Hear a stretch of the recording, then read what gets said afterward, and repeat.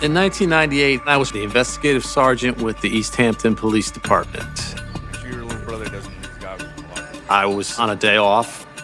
I was actually dropping my 3 children off at swim practice. Dylan?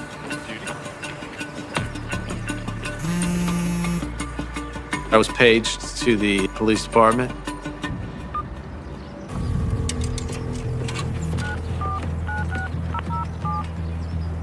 Yeah, this is Kelly. I was informed that I needed to come into work because there was a victim found in a remote area in East Hampton.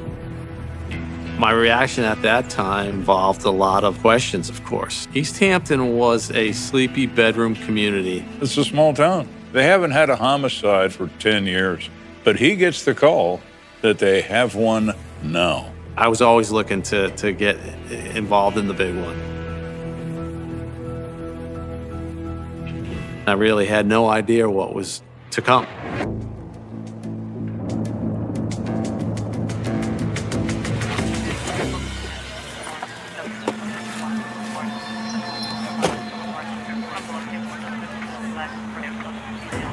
When I arrived, Sergeant Romano was there, as well as patrol officers who had secured the scene. The location where the body was found is a very remote area. There's a stream running through with a waterfall up above it. And it was one of those roads that if you weren't from the area, you wouldn't know this was there. What do we got? A couple of kids throwing rocks from the bridge. Officer Martin Swan meets with Kelly and explains what is known so far. Body's still in the water. I looked down over the bridge and saw a woman's body laying face down in the stream and obviously motionless and deceased. It was almost surreal.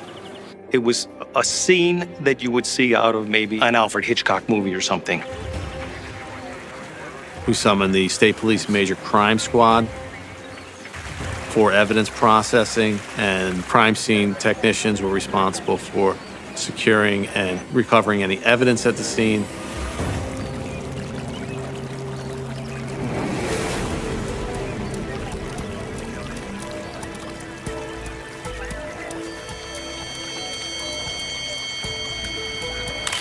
We had found some duct tape that had bound the woman's hands. Drag marks leading from the pavement down to the site where the body has been discovered, and tire tracks leaving the area. It is obvious that this is a dump site for this body and not a crime scene. So they have no way of knowing where this crime took place. They only know where it ended, which is in 3 feet of water in this river. Okay, let's turn her over. So the medical examiner arrives on the scene and moves the body, pulls her from the water, and turns her over.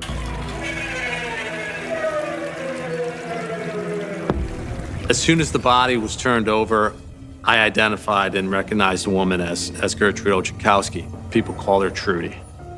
She's 60 years old. She's born and raised in East Hampton and has lived in this small town all of her life. She's reported missing this morning. Found a car parked in town. Officer Martin Swan informs Kelly that at 7:40 that morning, he was called to a laundromat in town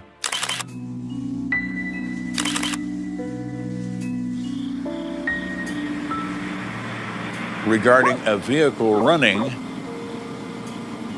containing a frantic little dog. He discovers that car's been there all night. They did a registration check and found out that the car came back registered to Trudy Ochakowski.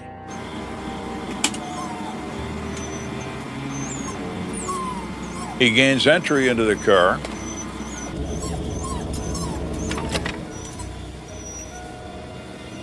finds the victim's purse that is undisturbed on the front seat. It contains currency, ID, credit cards. No one has been in this purse.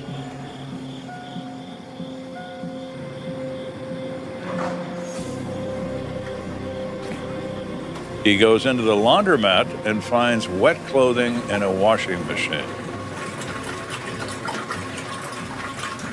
most likely belonging to this victim. Where is she? She would never do that. She would never leave her dog, especially for that extended time. Knew something's wrong. And now all these officers are standing on a shoreline looking at the result of what that wrong was. I don't think I can tell you much until we conduct an autopsy.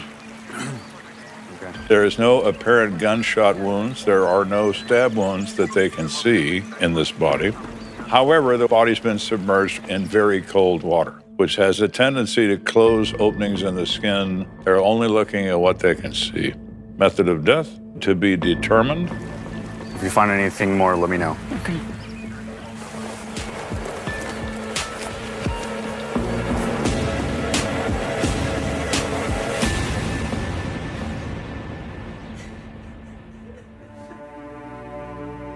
We had to, at that point, tell Trudy's daughters that their mother had been murdered. I knew both of the daughters from town, and that was a very emotional and personal thing to be involved in. I just don't understand why anyone would do this to her. I couldn't believe it, and especially the way they found her. Just the way she was treated. It was awful, awful. Trudy's daughter reports her mother is a loving woman who's everyone's friend. She's just a sweet, lovely person. Trudy is just a wonderful, warm, loving person, and she would give you the most amazing hugs that you could possibly imagine. It was just, your whole world was safe when Trudy hugged you. She was employed as a home health aide and worked for a home health care agency. Trudy was a caregiver. She always wanted to do something for someone else and always put herself aside for anyone else. You don't find people like that. You just don't. Who could possibly do this to her? Kelly is charged with finding out who that might be. Did she have a boyfriend? Was she dating anybody? She's been seeing a guy named Ray Brown. She said they had gone out on a date or two, so that was somebody that we needed to obviously interview at that point and try to determine what, if any, involvement he had.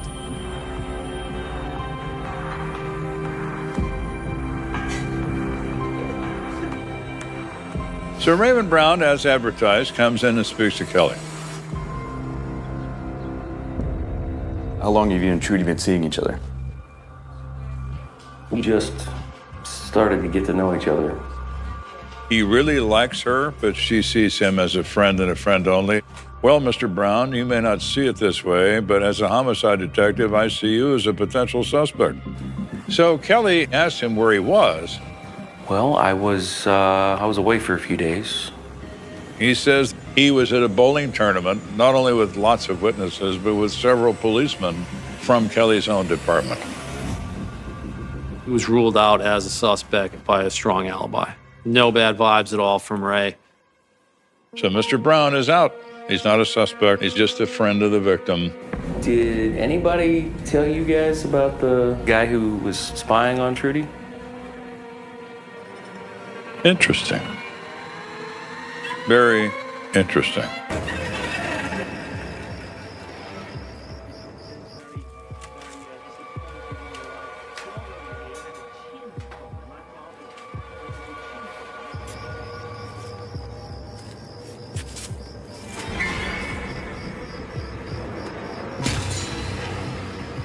She was worried about a man appearing in her window at her apartment.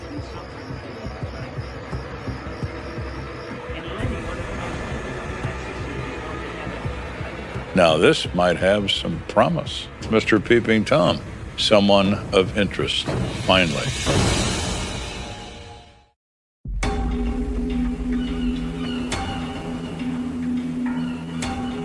So now Kelly knows about the Peeping Tom thing.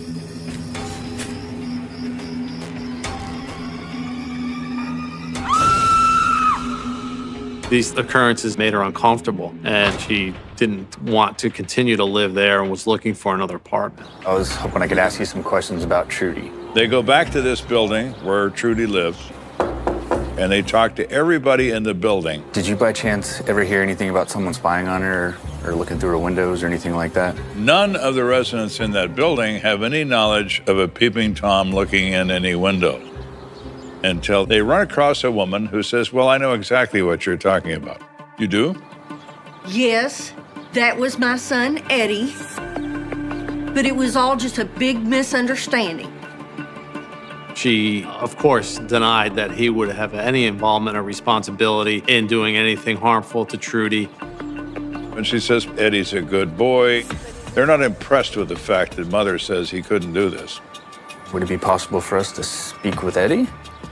Sure can. Just go down to the jail where you people locked him up.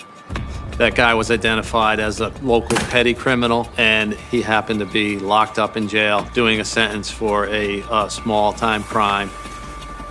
So there was no way that he could have been involved.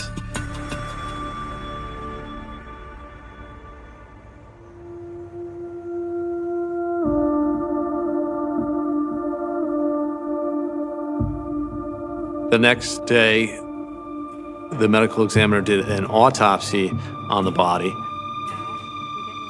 Ultimately, you're looking for any other evidence that could be part of that crime. Could there be hair follicles or, maybe scrapings under the nails if there was some type of altercation or struggle that went on? But it was discovered that there was no biological evidence that would indicate any sort of identification of an offender. But the cause of death was determined to be manual strangulation. There were some signs of trauma in certain areas that would be associated with sexual assault, in addition to some bruising indicative of violence to the head and face. So it was a pretty brutal death for Trudy. Let's take a look at her eyes. There is a blue contact lens in the left eye. There is no contact lens in the right eye, so that's missing. What's that? You see that? He finds the backing to a gold earring in her hair, but only the backing. So the earring is missing, which would indicate there's probably another earring missing as well. At least it gives us something to look for. Kelly knows if he can find the missing earring and or the missing colored contact lens, it will lead him to his crime scene. Thank you very much. If you find anything else, let me know. Who could do this? Who could do such a horrific thing? You always have that question of, why? Why would you do something to someone that was so beautiful? Why would you do that? It's a crime that definitely shocked the conscience of the community and made it from this sleepy little bedroom town into now a situation where there was a murderer on the loose. There's an old cliche that people in small towns always offer up when there's a violent crime. Things like that don't happen here. Unfortunately, things like that do happen in small towns. There are good people who lead their normal lives, but there are also monsters. And once in a while, they show themselves. This type of crime did not and does not happen in East Hampton. It was just the one that rocked it to its core.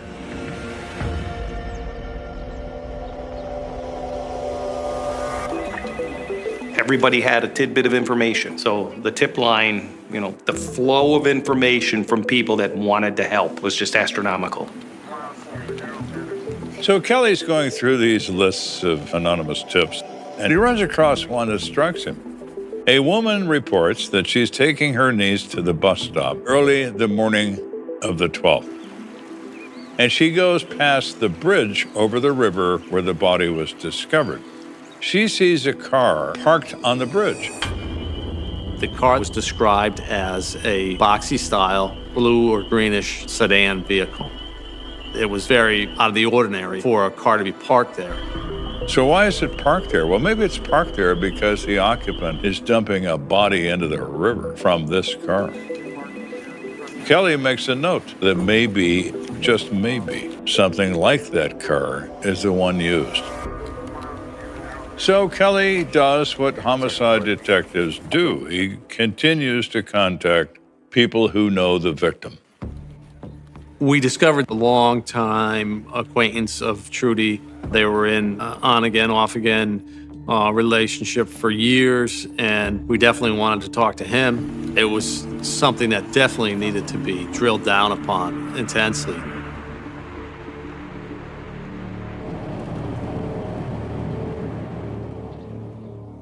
Thank you for agreeing to meet with me, Mr. Jameson. We asked him about their relationship, what the status of it was at the time. He explained that he had not spoken with or seen Trudy for about 3 weeks prior to the murder. Was wondering if you recalled where you were the night of the 11th. The ex-boyfriend told us a very troubling account of what he did. Well, actually, I was over by the laundromat. You were? Yeah. He goes on to say, the night of the 11th, he's out for a bit, and he drives by the laundromat, and he sees Trudy's car, and it's running in front of the place. Well, we kind of left things on a bad note a few weeks back, and I wanted to set things right, so I waited on her. He waited in a parking lot next door, and he never saw her come out to the car. He walked around for a little while, didn't find her anywhere in the laundromat or elsewhere, and then went home. So you didn't think anything was odd and didn't think to report it? I didn't know it. I don't know. I just didn't think anything about it at the time. You didn't think about it. Now, that's probably one of the worst stories Kelly's ever heard. Is it that bad of a lie? Or maybe just Harold's a blockhead, and he doesn't think anything about an idling car with a barking dog and a woman that can't be found in a town that small. Look, I would never hurt Trudy. I loved her. Harold is very distraught about her death. He was cooperative, and we searched his car with his consent. Didn't have any sign of any sort of struggle or evidence in the car. Everything about Jameson checks out except the world's worst alibi. Kelly doesn't feel like he's the guy, but he can't eliminate him either.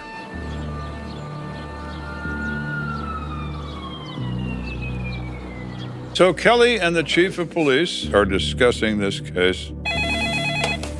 Sergeant Kelly. When a phone call is received from a witness. Okay. Don't touch anything. All right, I'll be right down. They found something at the apartment above the laundromat. A carpenter who was working on renovations in the building, as he was cutting some wood, this earring appeared. He could see it glowing outside of the sawdust. The word travels like wildfire through this town that this woman's been murdered. And he immediately knows that this has got to have something to do with it. This has got to be Kelly's crime scene, and he's on his way to prove it.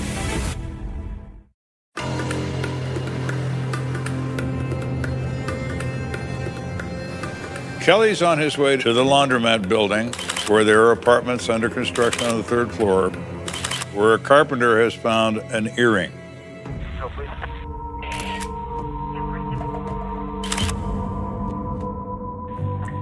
At that point, we had the Major Crime Squad respond. They began their scene investigation, and amazingly, one of the crime scene detectives found a contact lens in that room as well.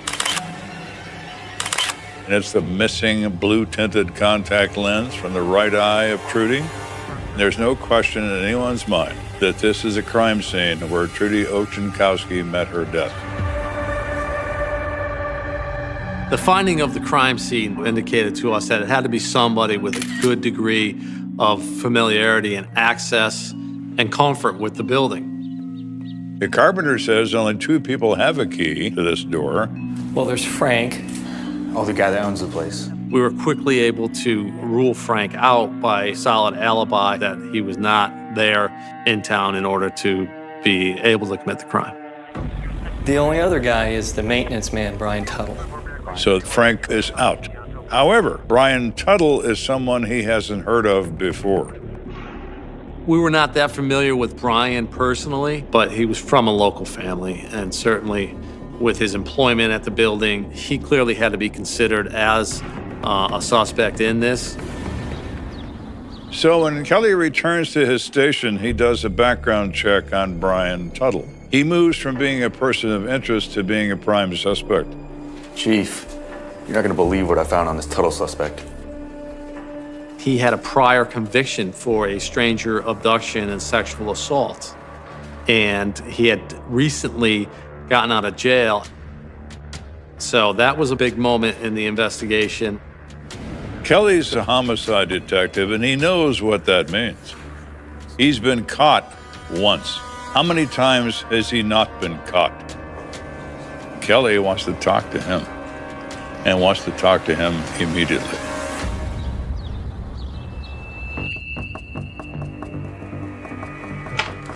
He came in willingly, and he had a scratch over his nose from eyebrow to eyebrow. It's a nasty mark you got there. How'd that happen? Work. Something happened at work. So that was also very suspicious to us because it could have been something that the victim did in defense of herself. You mind? Be my guest. Tuttle was very sketchy, very nervous about the fact that we were approaching him. You're looking at this guy, and you're like, yeah, this guy's capable. There was something there. This could be the player. You mind telling me why I'm here? Brian, I wanted to ask you about your prior conviction. Tuttle explained his prior conviction as a misunderstanding in which he was drunk and he encountered this woman, things went wrong. He also explains that he did abuse drugs and alcohol together at one time in his life. Doesn't do drugs anymore, still occasionally drinks. Did you know Trudy Ochenkowski? No. I don't know her. He just kind of rapidly dismissed it. His reaction was odd. It's not a big town. She lived right up the road. There had to be some passing.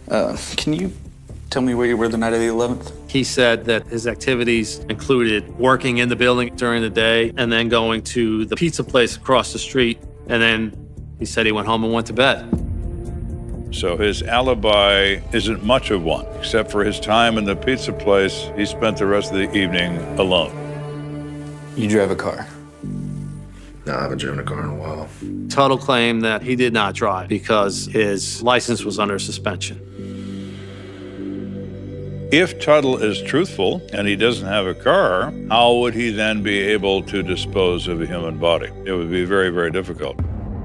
As the interview went on and we pressed him more, he finally decided that he did not want to participate in the interview anymore. Now, Mr. Tuttle is still a suspect in this crime. There's a lot of things about him that are really, really interesting. They are circumstantial only and don't rise to the level of keeping him under arrest. I want to get somebody from evidence in here. I want to keep that. We kept those cigarette butts that he had smoked and secured them as evidence for possible use in the future. It's 1998. DNA is not well known. It's not even widely used. Kelly is a very smart guy, and he is well aware of the fact that science advances, science changes, and he knows that maybe someday those cigarette butts are going to mean something. Brian Tuttle presents himself as a prime suspect. Now it's time to look into him very carefully. So the first place to start is with the regulars in a laundromat. I was wondering if you all knew anyone by the name of Brian Tuttle. Yeah, I sure do. What you want to know about him? He finds almost at once that Tuttle is lying to him. They all say that Tuttle knows Trudy. They've seen him talk to her on many occasions. We had witnesses who told us that he'd had a prior conversation with her right in the area of the apartment building. Again, you come back to it's a small town. People talk, and everybody knows everybody's business. Trudy was interested in relocating from the apartment building that she lived in and had a conversation with Tuttle about that. And Tuttle declined that he even knew who the victim was. Anytime you interview somebody, you're looking for the first lie. Because if you lie to me, I'm talking to the right person.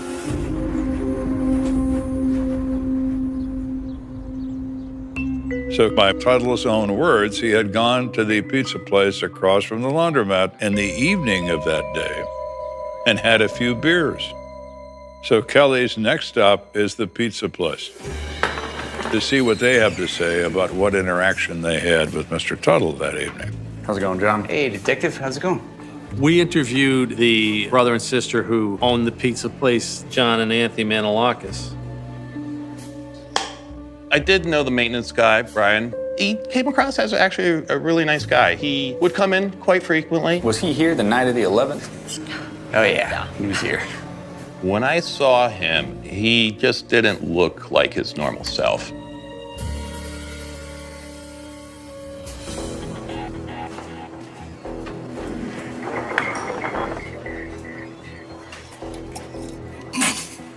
The biggest thing I remember were his eyes. They were just so red, so glossy. They described him as being depressed and definitely under the influence. Hey, you doing okay, Brian? You seem a little upset. It's my girlfriend, man. Apparently, the woman that he was with, I guess he caught her with another man. He said he could not handle that, and he got really, really upset and had this argument with her. It was very ugly, and he started drinking, and he's been drinking all day. So my sister came out, and she sat down with him. And apparently, he was asking her to go to this local bowling alley down the street there. Come on, you can come just a little while, right? No, I don't think I can. We're about to close up shop, so I need to help my brother out. It was a very uncomfortable scene. I knew there was definitely something off. So Kelly is now aware that Tuttle has told him two major lies. The first lie is that he doesn't know Trudy Ochenkowski. The second lie is that he has given up the drugs and alcohol and is a changed person. So now Kelly brings Tuttle back in for a second interview to confront him about these problems with his statements. We know you knew Trudy. We've got people that saw you converse with her. No.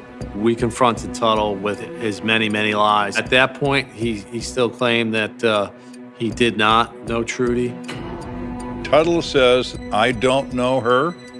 I never did know her, but he does admit to having fallen off the wagon.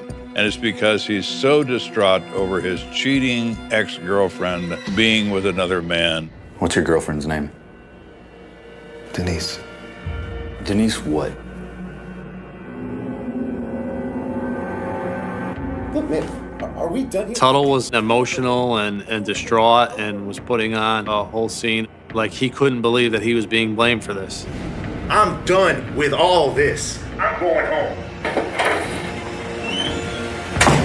He was just kind of dismissive of everything. And at that point, we still didn't have sufficient physical evidence for an arrest. But Mr. Tuttle is digging his own grave every time Kelly talks to him.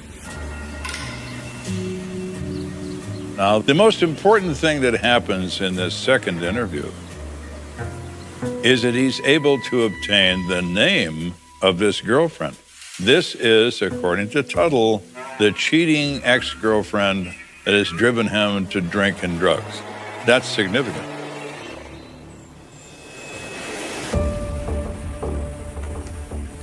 So we went out and interviewed the girlfriend. She told a completely different story to us about their breakup. I don't even know where to begin with that man. He's out of control.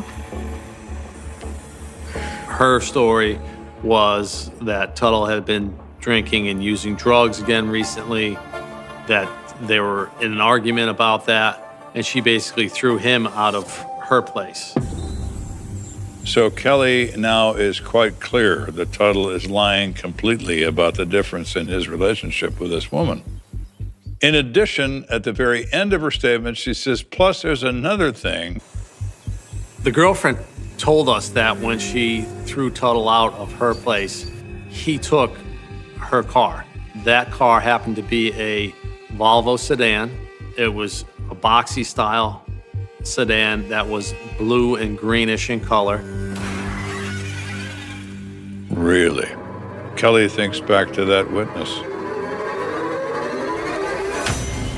that sees a bluish-green boxy car on the bridge where Trudy's body was found. That was important. That was a very strong piece in the investigation at that point. Another nail in Mr. Tuttle's coffin. He thanks Denise for her words. He has more things to do.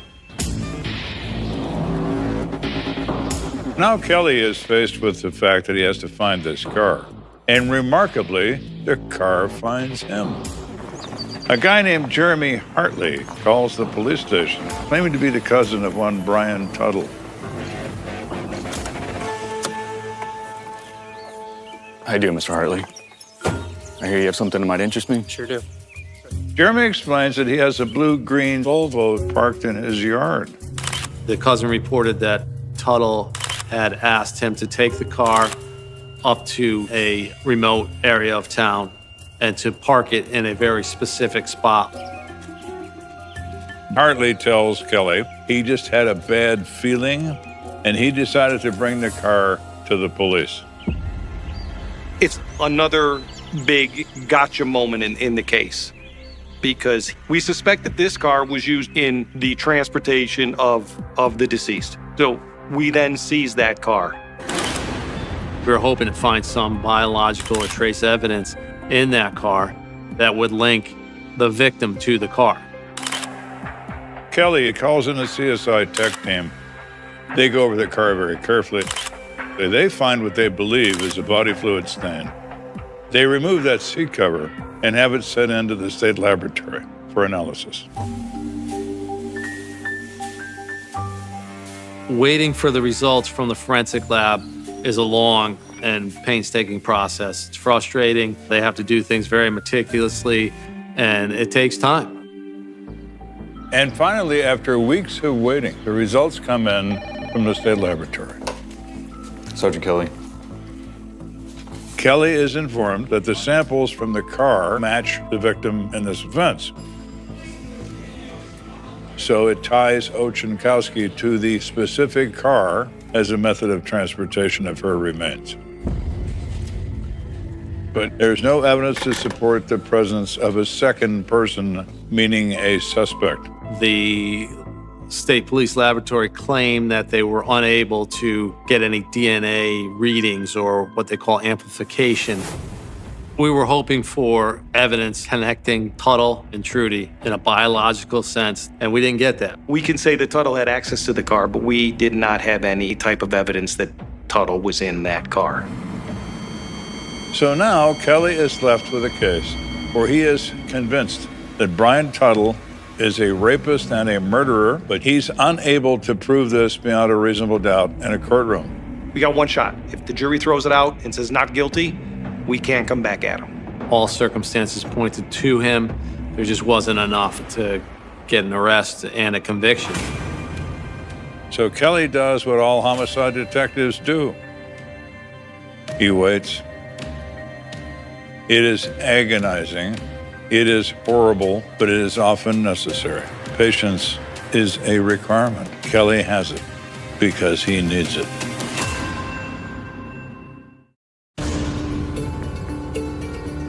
Kelly wants to prosecute Tuttle and knows he cannot. They have to wait for some other method to tie Mr. Tuttle to this crime unequivocally.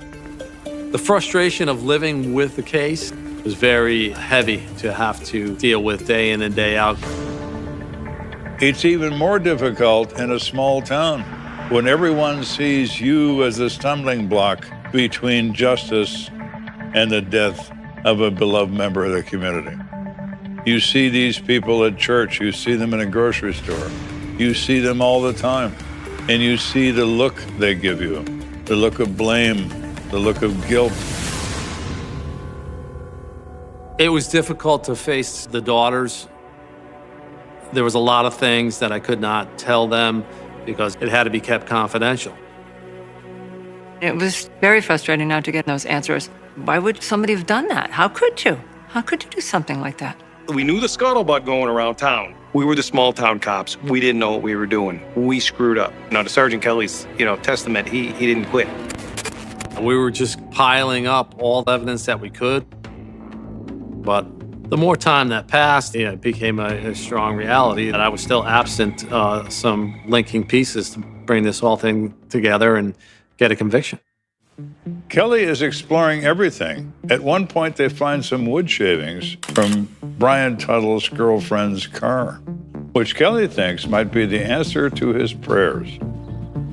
Sergeant Kelly came to me and was discussing the wood that was found in the car, and he wanted to have somebody compare it to the wood at what we believe to be the crime scene in the apartment. I found out the FBI has a wood expert. A wood expert? Yeah, he's like a professor of wood. And I'm looking at Garrett, I'm going, what do you mean there's a professor of wood? And he goes, well, we got to go talk to this guy and this and that. And it was like, all right. We had experts in wood evidence that came in from outside the lab. They were brought in as consultants. And the determination that was made there was that those wood chips and fragments originated from the material right above the laundromat, was transferred into the car, and then resulted in being transferred to the stream at the secondary site. But it was kind of junk science as well, because everybody at that point is looking for DNA. Everybody wants that sure hit, the through the ceiling numbers on DNA. So the prosecutor's like, okay, you got wood chips. I'm like, that's good. Thank you. And I mean, and if you look at where Garrett's mind was going on this, you can just see that he wasn't giving up. It was pretty remarkable. You've got someone who's calling the crime lab, who's constantly sending evidence, emails, letters. He just kept working and saying, hey, how about this? How about this? Let's try this. They have to wait for DNA science to move forward. They have to wait for some other method to tie Mr. Tuttle to this crime unequivocally.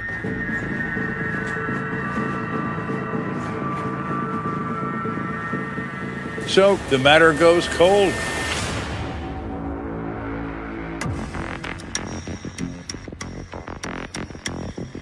It stays cold until the year 2013. This case came down to the science.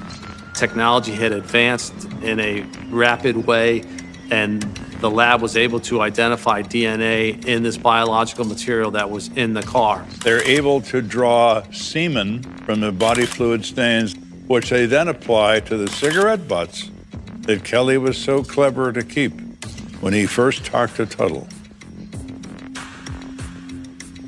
and finds a direct match to Brian Tuttle. There were strong matches from the cigarette butts to Tuttle's contribution to the DNA in the car. We had them at this point. The numbers were so astronomically through the ceiling that we had them. So the arrest warrant signed, and now we have to locate Tuttle. And to Sergeant Kelly's diligence, he knew that Tuttle was residing in South Carolina. So a team of investigators from the State's Attorney's Cold Case Unit went down and arrested him in South Carolina and transported him up here to Connecticut. They attempt an interview. Tuttle, of course, declines. He won't say a word. But the likelihood is great that the crime occurred in the following manner.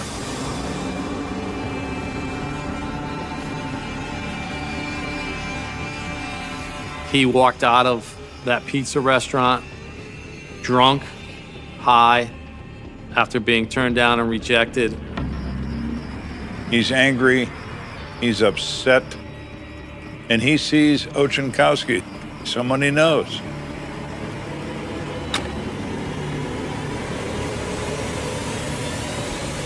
One must keep in mind that sexual assault is not a crime of sexual gratification.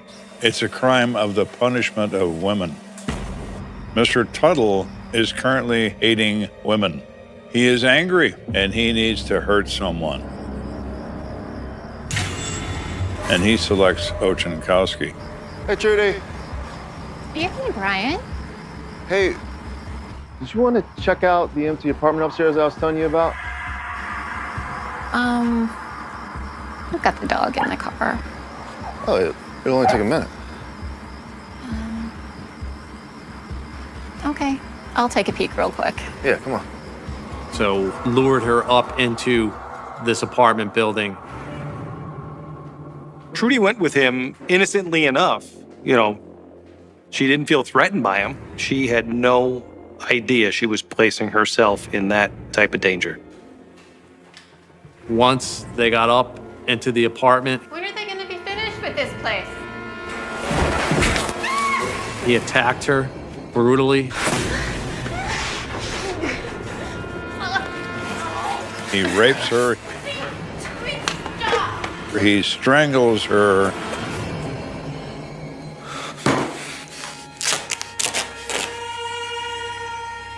She was bound by duct tape, carried her down the stairs, and put her in the back seat of the Volvo. Drove her down there to the stream in the early hours of the morning and dragged her out.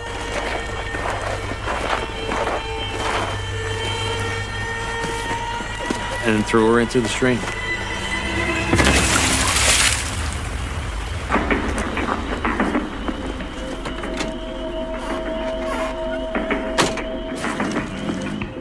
He goes on about his business. And for 16 years, he gets away with it until the evidence catches up to him. Brian Tuttle was formally charged with murder and presented before a judge at the Superior Court in Middletown. I was shocked at his appearance. He was morbidly obese, in a wheelchair, with oxygen connected to him, very immobile. That's what happens. You know, karma comes back. It does. The case went through its prosecution phase, and then finally in 2016, Tuttle decided to plead guilty. He's sentenced to the rest of his life in prison, and probably because of his physical condition isn't going to last that long in prison. But that's where he goes. He's not going to get out alive, no doubt. I'm glad he's finally paying the price for what he did. Brian did an awful lot of damage that night to a lot of people. To Trudy, to her family, to the town. It's just a good thing that it's finally done. He took one of the most beautiful people out of this world that was loved and that was so kind to people and so caring. She's truly missed. Trudy is truly, truly missed. We heard that we were the small town police department that we couldn't investigate anything. But we knew we could do the case. I personally have no regrets as to how long this took. I have a lot of frustration, and I also have a lot of satisfaction. If I had not resolved this case to this day, I still would be working on it to resolve it. Justice is provided. And Mr. Tuttle is now in a 6 by 9 foot concrete room for the rest of his days. How many ever days those are.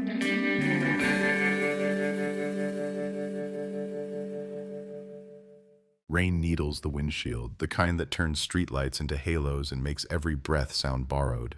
A payphone hums in the dark, a blue pulse beside an all-night diner off Route 9. A line clicks, a quarter drops, a voice says nothing. Just the ocean, steady, heavy, close.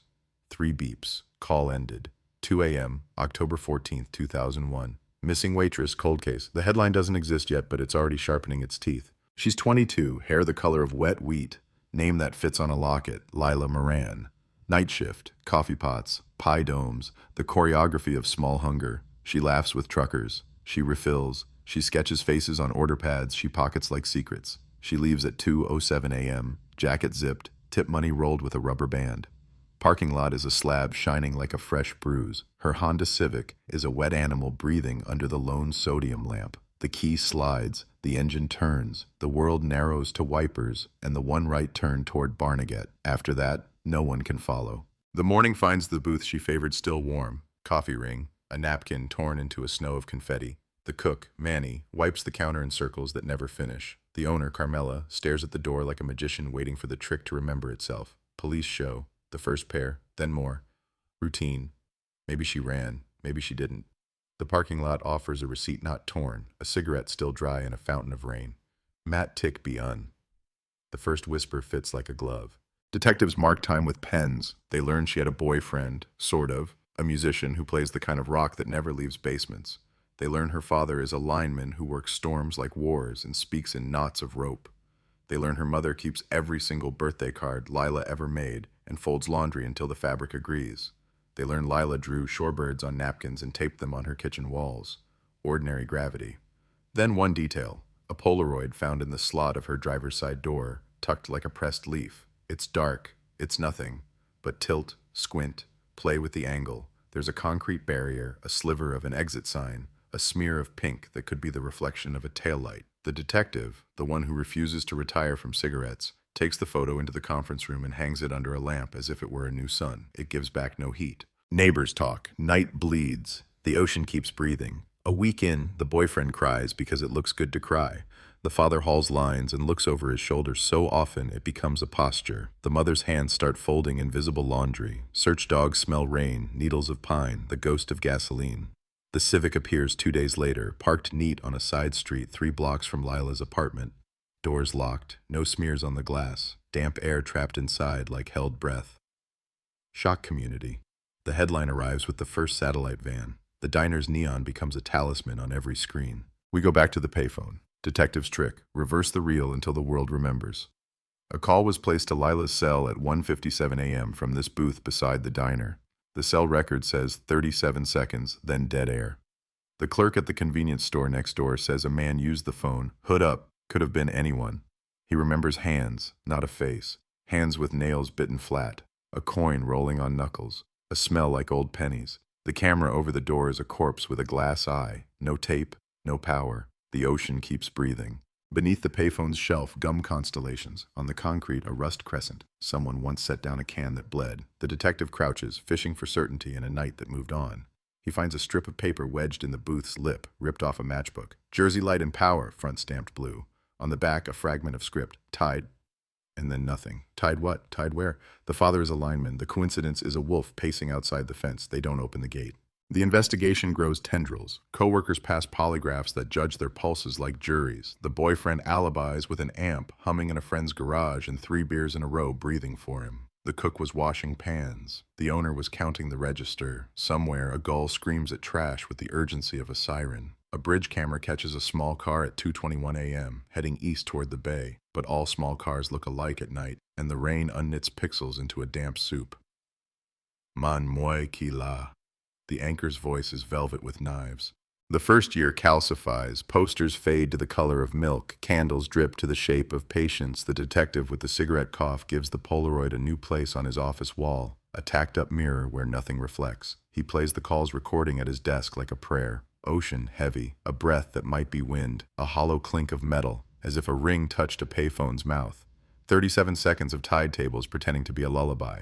He makes a list. Who knows the tide like scripture? Fishermen, linemen working coastal lines, ferrymen, Coast Guard, surfers, and anyone who grew up here, which is everyone.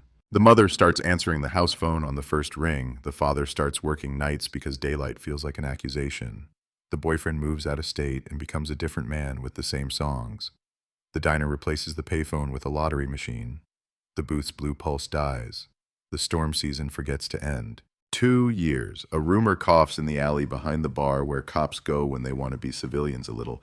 A story about a different girl, different county, same vanishing. A man who liked to call first, to listen, to make the air around a woman feel mapped. They chase it, tip to toothless grin, to wrong night, wrong car, wrong ocean. Be-tack.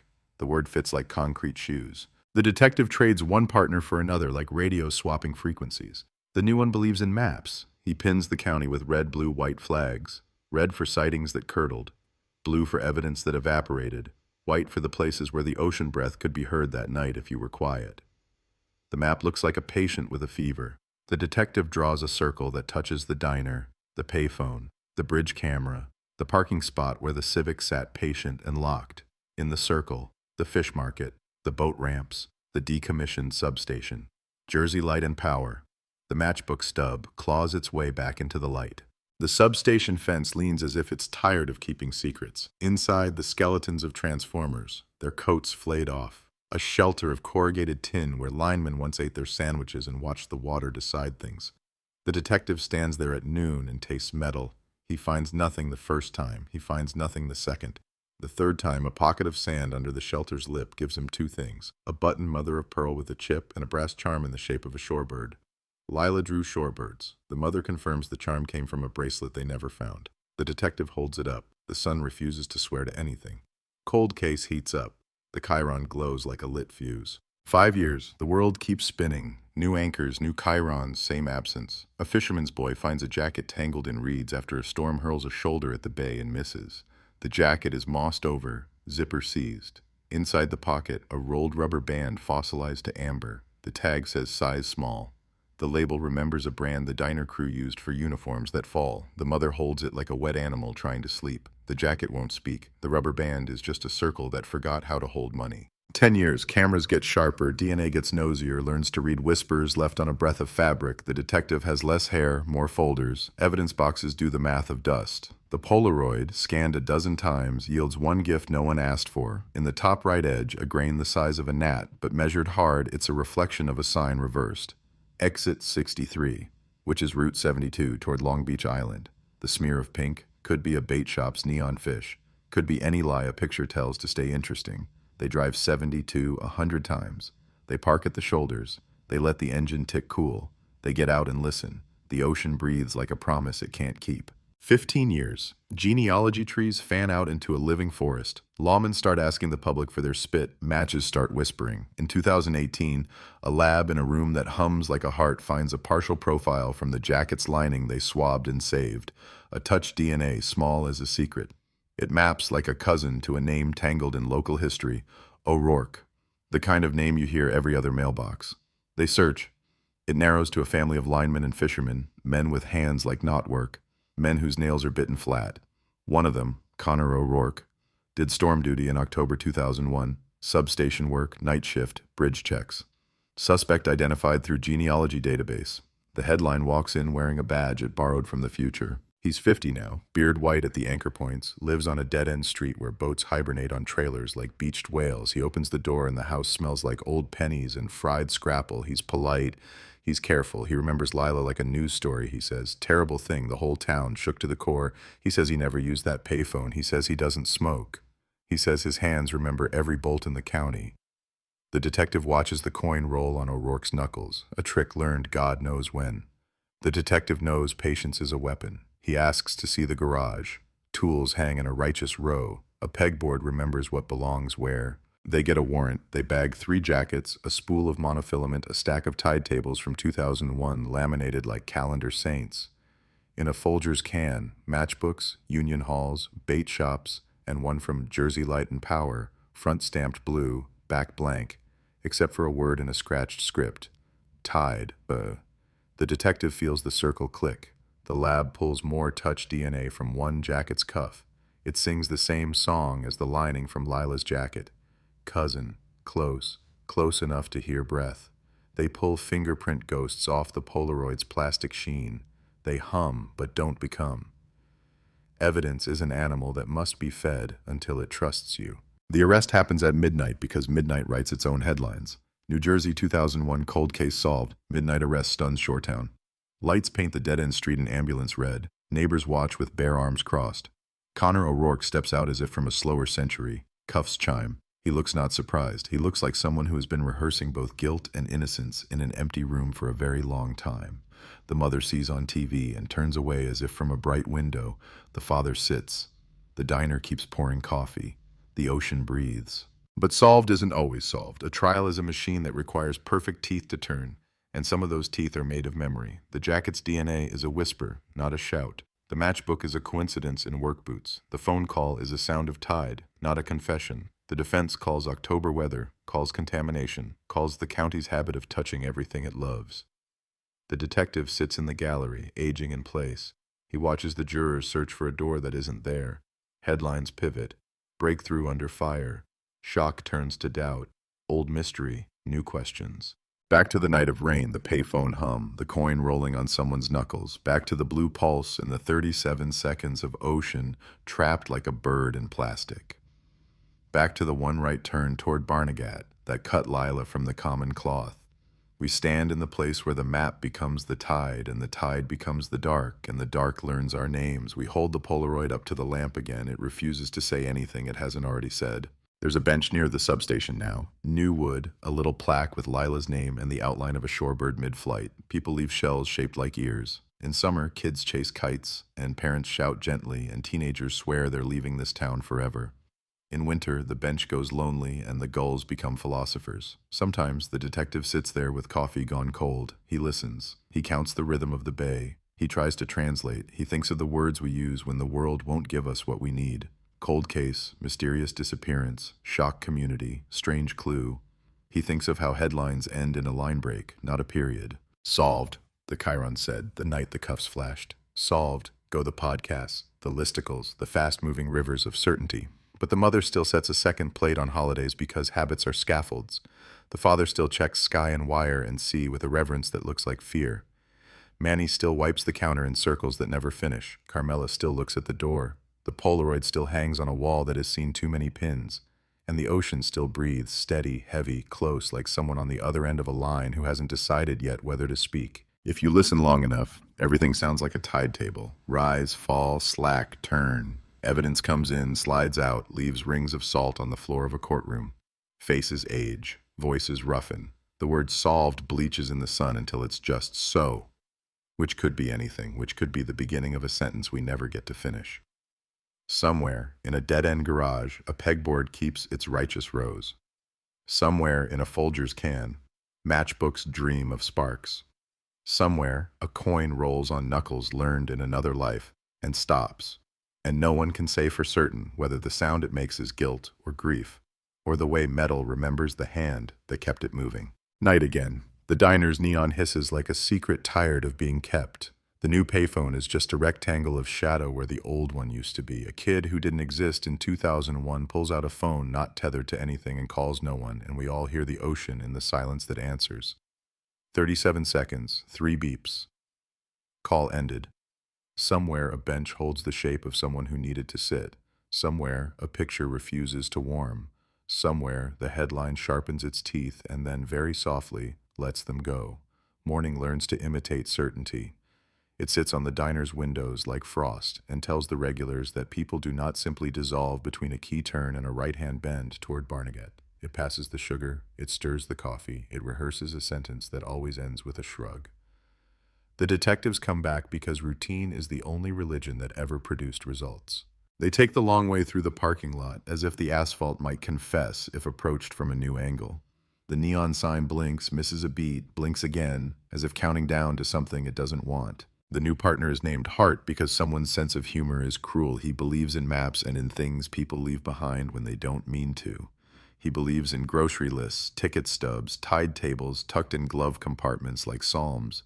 He believes in the way absence casts a shadow with edges you can measure.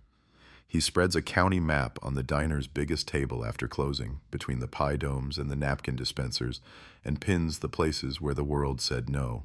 The cook, Manny, smokes at the back door even though he quit 10 years ago. He does it by memory now, bringing nothing to his lips, holding nothing between his fingers, exhaling nothing like an old habit that refuses to admit it's dead. They take another run at the call. 37 seconds of ocean breath and the hollow ring that could be a ring. They run the audio through a filter until it sounds like a ship talking in its sleep. They bring in a sound guy who once made surf documentaries and can hear the difference between a bay and an open mouth of sea. He says the water's speech is soft, sheltered, the voice you get when wind has fences. Inside water, he calls it, not ocean. He points to places on Hart's map where the wind is usually caught by trees or substation walls, or a berm of dune grass.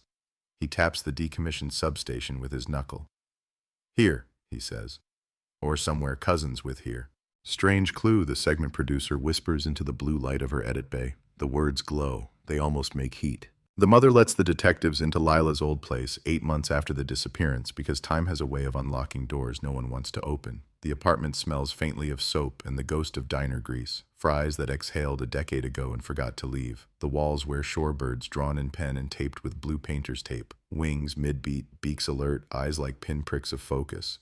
The refrigerator holds magnets from places Lila meant to go and one from the bait shop off Route 72, a neon fish smiling with too many teeth. On the fridge, a Polaroid of a parking lot in rain. It's the one from her car door, scanned and reprinted by the mother as if making copies could dilute the poison. Hart squints at the exit 63 ghost in the corner. He turns the photo sideways, upside down, right side up. He listens. He is listening all the time, even when he looks like he isn't. He opens a drawer because drawers are honest when they think they're alone. He finds a stack of order pads with little faces sketched in the margins. He finds a matchbook from Jersey Light and Power, front stamped blue, back blank. He holds it like a small animal. He asks the mother if Lila ever wrote on matchbooks. The mother says Lila wrote on everything: napkins, hands, receipts, the backs of envelopes. She says Lila wrote because paper listened better than people. Hart nods. He looks at the blank back and imagines a word that used to be there and was torn away like a prophecy that made someone nervous. Tide. Tideland. Tide chart.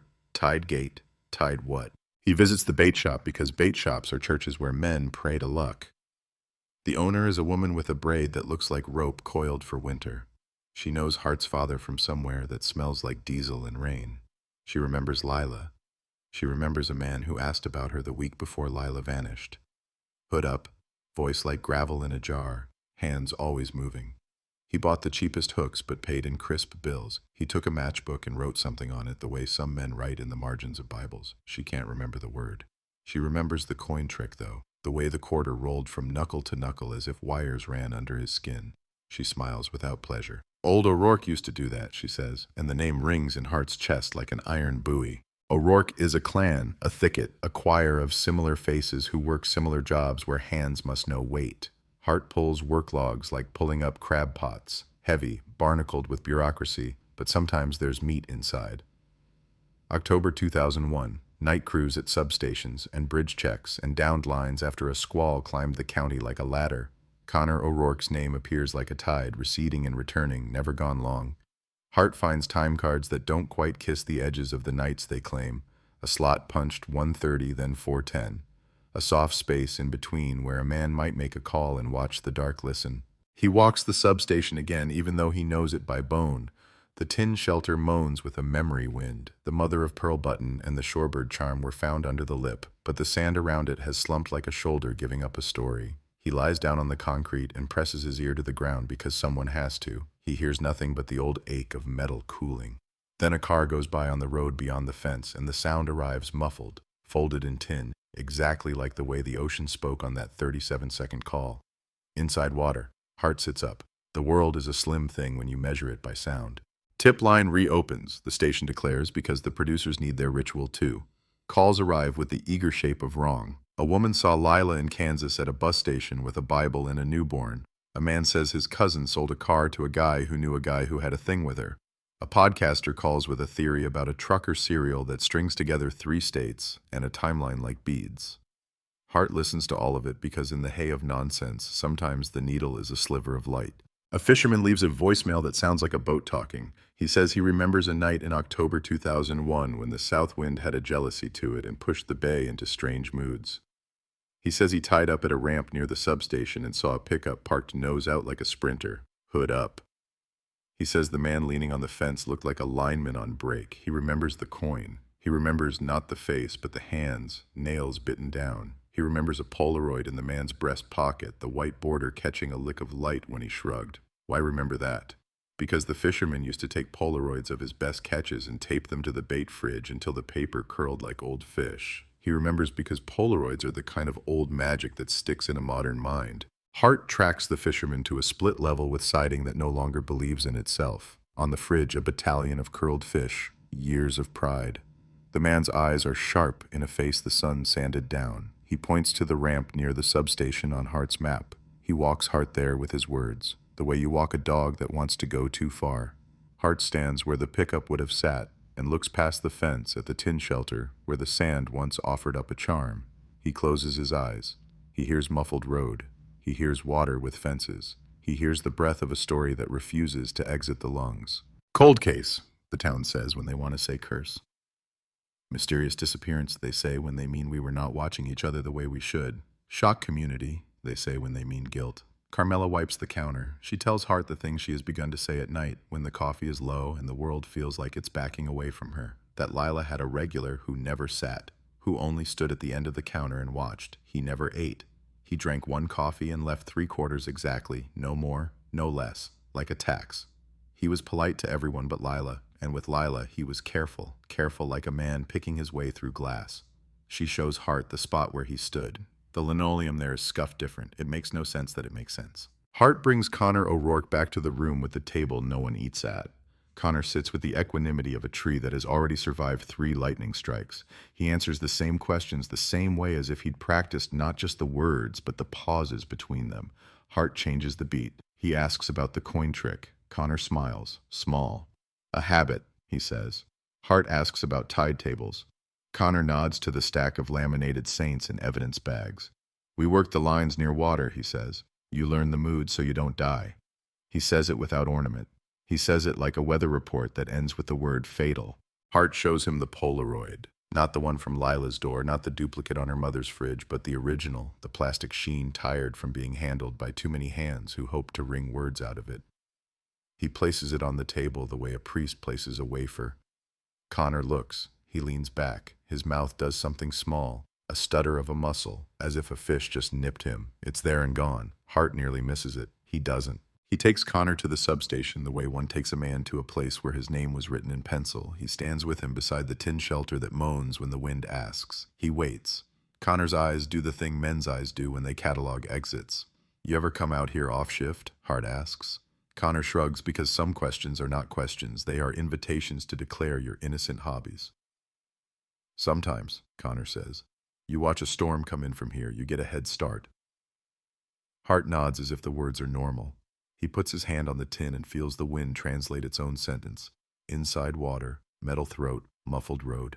He thinks of the jacket found years later tangled in reeds, pocket holding the fossil of a rubber band that once held tip money. He thinks of the mother of pearl button and the shorebird charm. He thinks of 3/4 placed like a tax all those nights at the end of the counter. He thinks of the coin trick. He thinks of the matchbook, the word begun and torn away.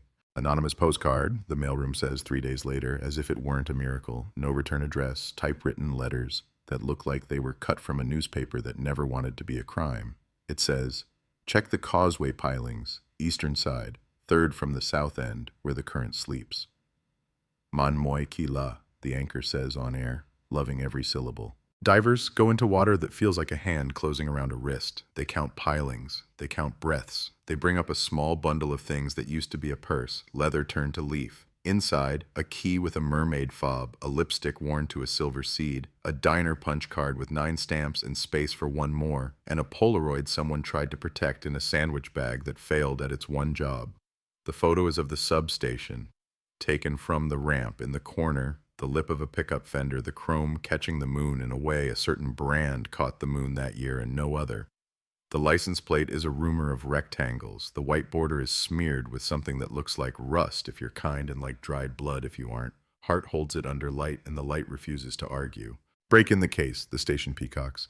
Cold case thawing. The mother watches with her hands folded into a church steeple of skin and bone. The father watches with his jaw set like a switch. Hart takes the Polaroid to the lab with the heart hum. The texts talk about water damage the way tailors talk about seams. They tease a shape from the chrome. They suggest a make, a model, a year range. Hart nods. He calls a salvage yard where cars go to confess. He finds a pickup from that year, that make, that model, sold for parts in 2004 by a man named O'Rourke, Connor's cousin, because around here even the scrapyards read like family trees. The arrest comes later, midnight, cuffs like a punctuation meant to end a dangerous sentence. But tonight is not that night. Tonight, Hart drives the causeway with his window cracked so the bay can enter and tell him if he is wrong. The wind writes the same letter it always writes. Inside water, metal throat, muffled road. He thinks of Lila's last right turn. He thinks of the space between 157 and 207, between the payphone and the parking lot, between the coin on a knuckle and the quarter tray beside a register.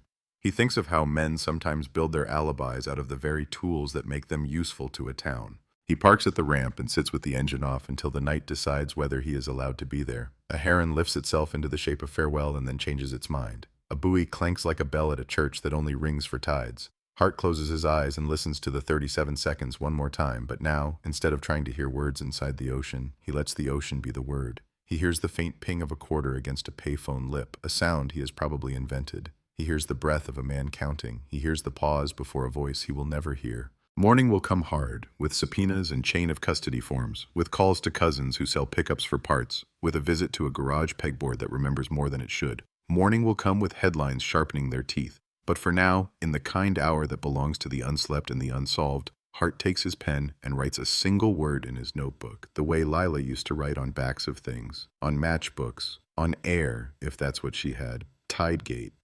It might mean nothing. It might mean the way the bay breathes through its machinery. It might be the word that got torn away because it was too close to naming the man who listened to water like a lullaby and learned how to hide inside its voice. He opens his eyes. The bay holds its breath and lets it go. Somewhere, a neon fish smiles with too many teeth. Somewhere, Carmela wipes the counter in circles that never finish. Somewhere, the mother of pearl catches a dawn that does not belong to it. Hart starts the car. The map on the passenger seat lifts in the draft and sighs.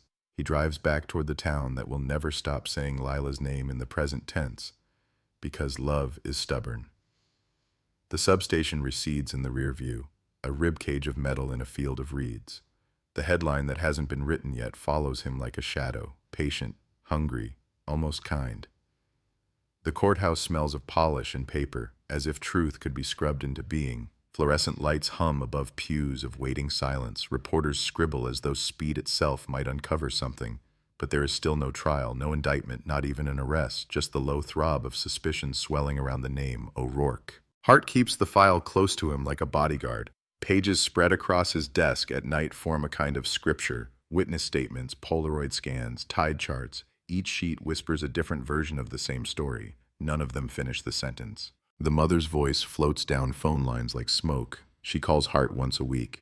"Have you found something?" she asks, though she knows the answer. "Anything." He says he's still digging, still circling, still waiting for the tide to turn. Her sigh becomes the punctuation that closes every call. The father speaks less. His language is work now, lineman hours doubled, storms conquered with fists of wire. He looks over his shoulder on every pole as though the shadows might confess. Meanwhile, the diner reverts to its rhythm. Plates clatter, mugs hiss, and yet there is always the empty space at the end of the counter where Lila's quiet watcher once stood.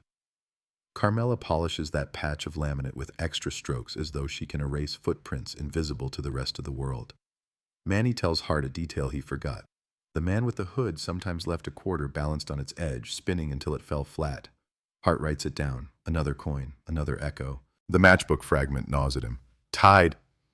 He combs through county records like a man looking for a lost tooth in sand. He finds Tidegate Marina, shuttered in 2003, its sign rusting behind chain link. Tide Creek Road, a sliver of gravel that leads nowhere but reeds. Tidewater Apartments, cheap rentals on the edge of Barnegat where storms tattoo the walls with salt. Any of them could be the missing half-word. None of them stand still long enough to confess. So Hart drives. Nights mostly, when the town is washed thin and the ocean breathes louder. He rolls past the marina, silent except for ropes creaking like old men's knees. He pulls onto Tide Creek Road, headlights painting weeds that bow like penitents. He parks near the abandoned apartments and watches windows dark as broken teeth. He listens, always listens. Sometimes he thinks he hears the ocean trapped behind glass. Sometimes he imagines the phone call playing again, 37 seconds of absence disguised as sound. The fisherman's memory sharpens the picture. Hart asks him to walk the ramp near the substation, to trace the night with steps instead of words. The man stops where he saw the pickup. He points at the fence. He points at the water. He closes his eyes and repeats, nails chewed down, hands restless, quarter rolling. Hart stares at the boards underfoot and sees ghosts of tread marks pressed in wood long since replaced. He kneels, palm to the planks, and feels the vibration of tide sucking at pilings. Here, he whispers. It started here. Cold case shaken by new lead, the local anchor croons, feeding the town's hunger for resolution. But Hart knows leads are fragile animals. They skitter if you breathe too hard. He needs bones, not whispers. He asks the lab for everything. They swab the purse found in the pilings until cotton splits. They coax a few stray cells into a profile too partial for court, but strong enough to be a cousin of the jacket DNA. Strong enough to say the same bloodline has been dancing in the evidence all along. O'Rourke again, that thicket of a name. He meets Connor O'Rourke once more, not in the interview room, but in his garage under the saintly order of pegboards. Connor speaks like a man showing off a museum, tools aligned, hooks sharp, storm gear folded neat. He offers Hart a beer. Hart declines. He watches the man's hands. Nails bitten flat, yes. Fingers quick, yes. And then, while talking about weather, Connor idly rolls a washer across his knuckles, steel instead of coin, but the same restless rhythm. Hart feels the night lean closer. Back at the office, he spreads photographs on the table. The purse, the Polaroids, the jacket, the bracelet charm shaped like a bird. He lines them up in a row. He draws a circle on the map around the substation, the ramp, the diner, the parking lot. He stares at the empty center. He whispers her name. He whispers Tide. The call comes 2 weeks later. Not a tip line, not a reporter, not the family. A postcard, anonymous. The letters are block typed again like the last one. It reads, "You missed something. Under the shelter floor." That's all. No address, no signature. Postmark blurred by rain. Hart doesn't wait. He drives to the substation in a storm that feels rehearsed. The tin shelter moans as always, but this time Hart brings a crowbar. He pries at the boards under the lip where the charm was found. Wood shrieks. Nails squeal. The board gives, revealing a hollow pocket lined with sand and trash. He reaches in, gloved, pulling fragments one by one. A length of cord stiff with salt. A silver lighter etched with initials worn thin. And at the very bottom, a ring, thin, cheap, brass bent nearly in half. Inside, scratched initials LM. Hart stares. His breath fogs the beam of his flashlight. The rain drips steady on metal. He closes his fist around the ring, feels its small defiance. He knows what headlines will say. Ring found. Cold case reignited. But inside, he hears the ocean voice again, muffled, inside water, inside the 37 seconds that never end. And in that moment, the case is no longer a map of pins, or a file of dust, or a Polaroid too blurred to testify. It is a ring, pressed against his palm like a heartbeat. It is a girl who drew shorebirds on napkins. It is a town that keeps waiting for a door to open. And it is Connor O'Rourke's restless hands, rolling metal as if the world itself could be kept spinning by his fingers. Hart drives back under the storm. The windshield needles again, streetlights turning to halos. He feels the story tightening, coiling, preparing to strike. And in the hum of the tires, he hears a question forming, the one that will not let go. Did Connor place that ring, or did someone want him to be found guilty before the tide could tell its real story? The ocean keeps breathing. The headline sharpens. The town waits. And Hart knows the story is only just learning how to bare its teeth. The county courthouse leaks whispers through its marble veins. Every hallway hums with words like trial, indictment, suspect. Reporters sharpen pens. The mother folds her hands until the bones ache, and Hart watches the O'Rourke name grow heavier by the day. Yet weight is not proof, and suspicion alone is a shadow that won't testify. The ring sits in an evidence bag on Hart's desk, thin brass bent like a broken prayer, initials etched by a girl who doodled birds on napkins. LM glints in harsh fluorescent light, but the jury Hart imagines will need more than sentiment.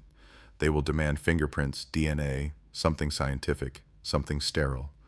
The lab confirms only that the ring lived too long in salt water, its secrets washed thin. It ties to Lila by name, not by science. It is grief, not evidence. Still, the town stirs. The diner buzzes with voices that rise and fall like tides. Carmela polishes the counter, listening to customers murmur about justice. Some say Connor O'Rourke did it. Always quiet, always restless. Others argue he's just a scapegoat, that the county needs a villain the way the sea needs a moon. Manny mutters that too many cops eat pie at midnight and call it investigation, but even he glances at the empty stool and shivers. Hart leans into the O'Rourke family tree, brothers, cousins, uncles, all with storm jobs, all with hands raw from wire and salt. Too many places to hide, too many alibis that overlap like nets. The family name is a fog that swallows footprints. Hart digs through old repair logs, time cards inked in neat columns. He spots gaps, hours unclaimed, but nothing sharp enough to cut through doubt. He feels the frustration build like a storm he cannot chase. Then a letter arrives, typed anonymous, same block letters as the postcards. The ring is not the only thing. Look deeper. No return address. Postmark smeared again. Hart reads it under his desk lamp at 3 a.m, the kind of hour when exhaustion masquerades as revelation. He wonders if the writer is helping or playing God. He wonders if the killer is taunting him or if some ghost of guilt in the community is trying to steer him toward the truth. He returns to the substation with Hart's patience and a shovel's cruelty. Rain makes the ground soft, a slick soup of sand and weeds. He digs near the tin shelter, in the hollow where the ring was found. Nails and rusted cans surface first, the flotsam of decades.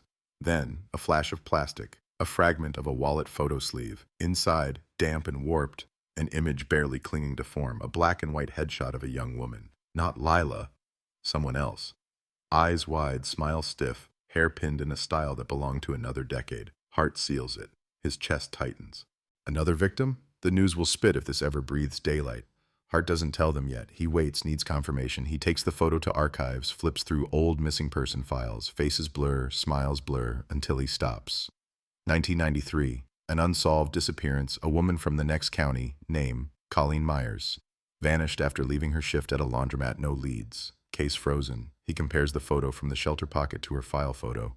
Same eyes, same pinched smile. His pulse hammers. The substation is not just Lila's graveyard. It might be older, wider. Hart sits with the knowledge and feels the ground tilt. The cold case multiplies. One missing girl becomes two. The matchbook fragment with Tide seems less random now, more like a signature.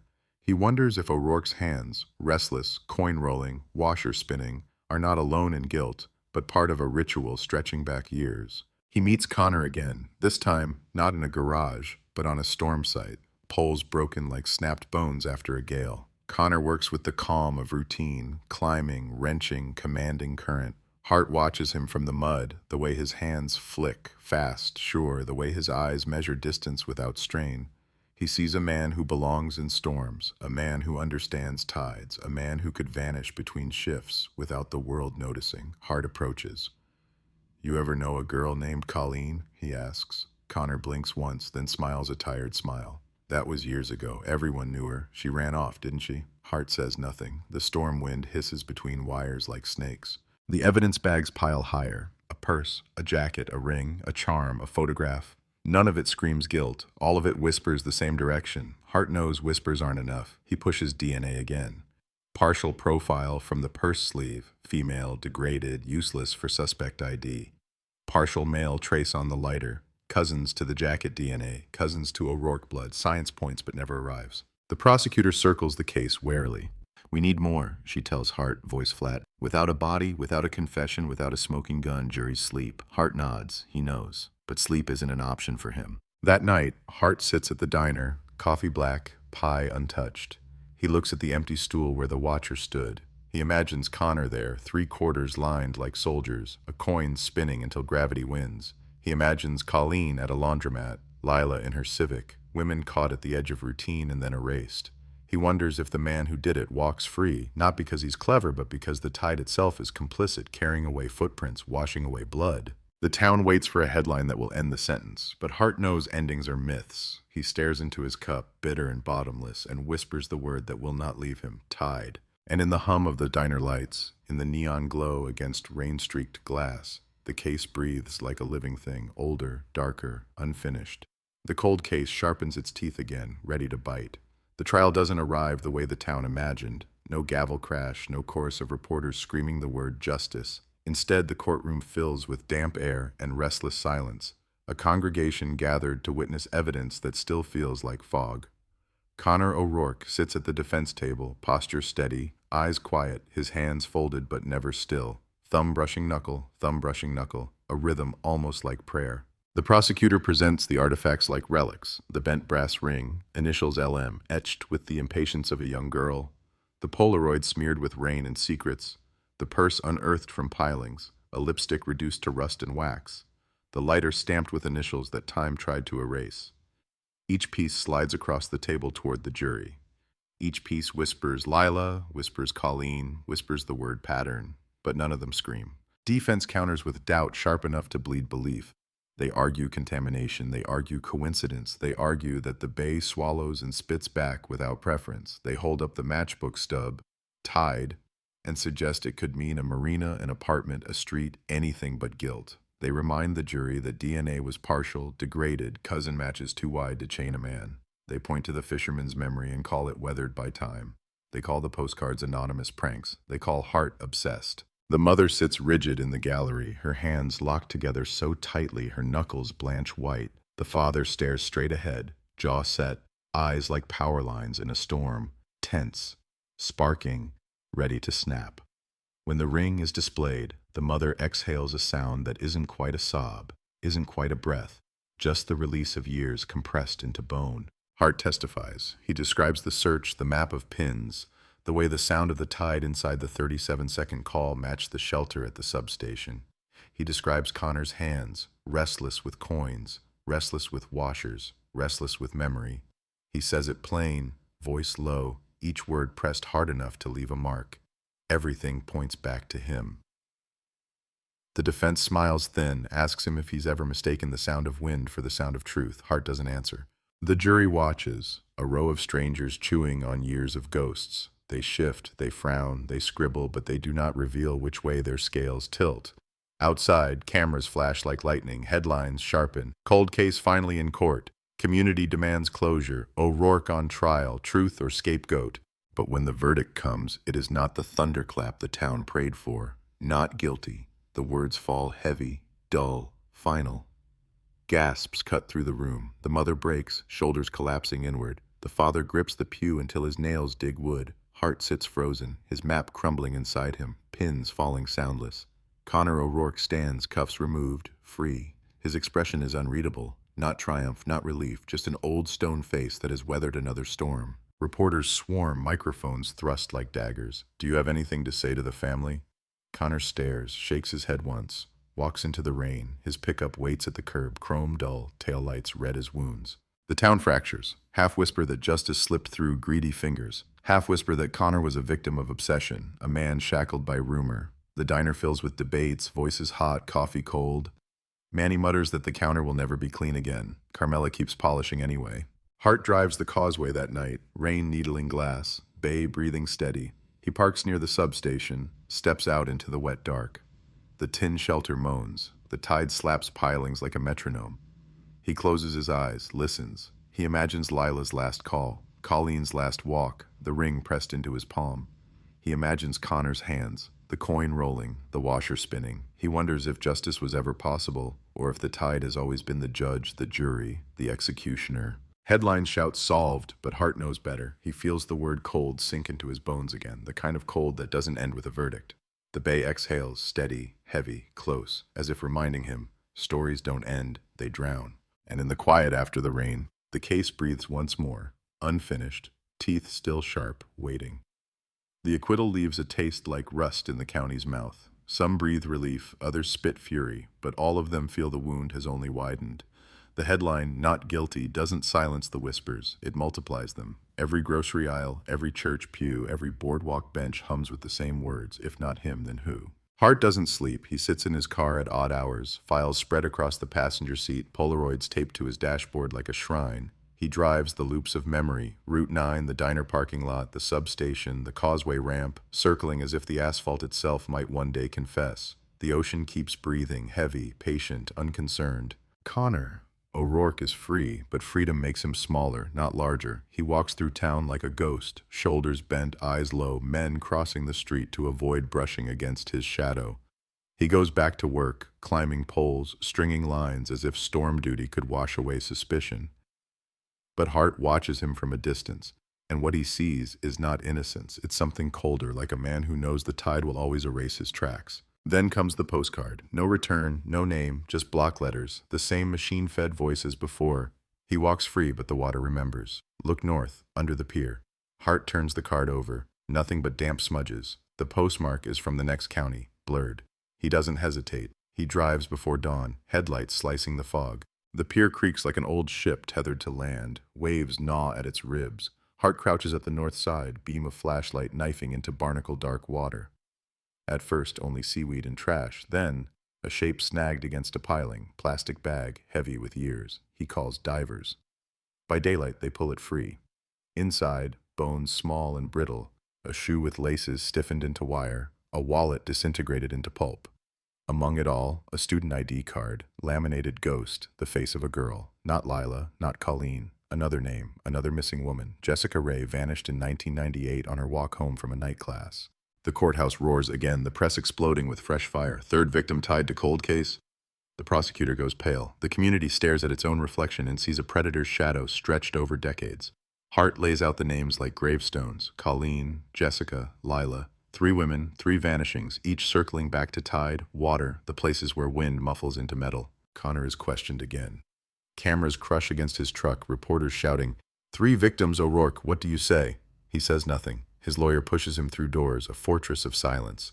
Hart watches him on the news, the restless hands now shoved deep in pockets. But Hart no longer sees one man. He sees a pattern, a ritual, a current pulling bodies into the same dark pocket of coast. He wonders if Connor is only one branch of a tree, with roots deeper, tangled, rotting beneath the county's soil. He reopens files from the 90s, the 80s, the unsolved missing that were forgotten when new tragedies arrived. He finds 4, 5, maybe more, all young women, all night workers, all swallowed without trace between bay and diner light. At the diner, Carmela whispers to Hart as he nurses another cup.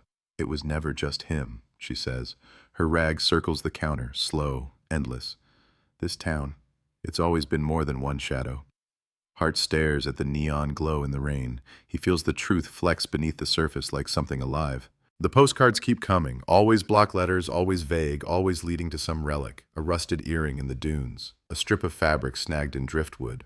Not all belong to Lila, but everyone widens the graveyard of the shore. Hart pins them to his map until the county bleeds red with ghosts. The town grows uneasy. Parents warn daughters not to walk alone. Old stories resurface. Truckers who stopped at the diner too often, fishermen who lingered near the payphones, linemen who knew the tide's moods like scripture. The O'Rourke name clings like mildew, but suspicion spreads wider now, into corners no one wants to illuminate. One night, Hart sits by the substation again, the tin shelter moaning, wind whistling through rust. He holds the ring in one hand, the photo of Colleen in the other, Jessica's ID in his lap. He listens to the bay. He imagines 37 seconds of ocean again, the breath, the hollow clink, the sound of a coin rolling. He wonders if the voice on that line was Connor's, or someone else's entirely, hiding behind the same tide, the same ritual, the same silence. The case is no longer just unsolved. It is hydra-headed, impossible, a story with too many mouths. The community screams for resolution. The headlines demand a killer. Hart feels the weight of years pressing down, the tide rising, pulling him under. And in the dark, as gulls cry like prophets, and the pier groans with memory, Hart whispers the truth he cannot yet prove. This isn't one man's story. It's the shore's, and the shore is still hungry. Autumn drops over the county like a curtain of ash. Boardwalk stalls close, neon dies, carnival lights vanish. Only the diner keeps its pulse, always open, always humming, even if every mug of coffee now tastes faintly of dread. The acquittal should have ended things, but the pier, the postcards, the new bones pulled from water, they have turned the case into a hydra, each answer birthing more questions. Hart drives the shore roads as if repetition could force revelation. He keeps the Polaroid taped above his dashboard, the blurred smear of exit 63, the reflection of a sign reversed. He stares at it when red lights hold him. He sees the same grain, the same trick of water. Some nights he swears he hears the ocean in the static of his radio, as if the bay itself were trying to confess. The postcards keep coming, always the same type, always unsigned. One arrives folded around a coin, quarter, clean, shining, impossible. Block letters read, "The tide erases, but the steel remembers." Hart turns the coin over in his palm until the ridges press into his skin. He imagines it rolling across knuckles, a sound like guilt tapping the table. He takes the card to the substation again. Steel beams, rust thick as scabs. He runs his hands along girders, bolts, the corrugated tin. He listens. He thinks of the phrase, "the steel remembers." Could fingerprints still cling, decades old, in the thin places where rain never reached? The lab hums with machines, scrubbing evidence with lasers and dust. They lift fragments, partial ridges, echoes of hands. Enough to suggest someone touched these beams long ago. Not enough to name them. Always almost. Always unsatisfied. Meanwhile, the town gnaws itself raw. Rumors flare. Some whisper Connor was guilty all along, freed only by clever lawyers and tired jurors. Others swear he's being framed by someone older, someone deeper in the county's shadow. A few dare to suggest the postcards come not from an avenger, but from the killer himself, guiding Hart like a puppet into his own maze. Then comes the fisherman again. He finds Hart at the diner, leans over the counter with eyes ringed in sleepless salt. "You think it was one man?" he says. "You think one pair of hands carried them all?" He shakes his head. Storm work always takes two. Substations, poles, lines, no man climbs alone. Hart stares. He hears it like thunder in bone, not one shadow, but two. That night, he pulls the time cards again. October 2001, the storm week, Connor on shift. Another name beside his, penciled neat. Patrick O'Rourke, cousin, same crew, same hours. Hart's stomach knots. He runs the other files. 1993, substation maintenance, Patrick's signature. 1998, causeway inspection, Patrick again. Always there, always near. A second shadow stitched into the same fabric. The next postcard lands with surgical cruelty. Block letters. You circle the wrong branch. Look at the root. Hart spreads it across the map. Every pin bleeds red. Colleen, Jessica, Lila, each vanishing when Patrick and Connor were both on storm shifts. 2 names, 2 hands, 1 silence. Connor free, untouchable by double jeopardy. Patrick, older, quieter, never arrested, never questioned. A man who has lived invisible behind his cousin's larger shadow. Hart feels the ground tilt. He hears the bay breathe louder. He wonders if the real predator was the one no one ever watched. He tracks Patrick to a house near the marsh, a shack swallowed by reeds. The siding buckles, the porch sags, but the windows are clean. Inside, tools hang with obsessive order, tide charts pinned to walls in brittle rows, Polaroids stacked in shoeboxes. Hart lifts a lid with gloved hands. Faces stare back. Smiles caught mid-blink, nameless women frozen in cheap flash. Some are curled, water-stained, some are crisp, fresh, dated, too many to count. Hart's breath hitches. The shoebox is a graveyard. The tide has been carrying whispers for decades, and here, in this marsh shack, the whispers finally have a throat. But he knows what the headline will read before it is ever printed. New suspect emerges. New Jersey cold case wider than believed. He feels the words sharpen like knives. And as he stands in that dim room, Polaroids fanned out like feathers of a predator, Hart knows the cold case isn't closing. It's opening, wider, darker, swallowing more names, more years. The tide remembers everything. The steel remembers too. And now, so does he. The marsh shack becomes a crime scene overnight. Yellow tape flaps like a wounded bird, cameras flare, reporters hiss questions into the damp air. Boxes leave the house one by one, each heavier than bone, each a coffin of paper. The county holds its breath as word spreads. Hundreds of Polaroids, some warped by water, some pristine. Faces of women, smiling, laughing, caught mid-blink, pinned forever by a lens that saw them as prey. Hart watches from the edge of the reeds. Rain in his collar, jaw locked. He doesn't speak when they ask him what it means. He doesn't answer when microphones press closer. Because he knows the story has only widened. Colleen, Jessica, Lila, and now dozens more. Each Polaroid a whisper of another night when the tide swallowed a name. Each one a headline the community was never given until now. Patrick O'Rourke is arrested at dawn. He doesn't fight. He doesn't even speak. The cuffs close, the cameras explode, and still he says nothing. His silence is louder than any confession. Connor, free and acquitted, watches from the shadows of his truck as his cousin is dragged away. Reporters catch him, flashbulbs capturing the hollow in his eyes. "Did you know?" they demand. He doesn't reply. He turns his head, and for the first time in years, his restless hands are still. Inside the marsh shack, the investigators find more than Polaroids. Tide charts annotated in neat pencil strokes, dates circled, moons marked. Matchbooks stacked in jars, each scrawled with fragments. Tide, 63, Pier, South End. A collection of quarters rolled in paper sleeves, more than 200 of them, each polished clean.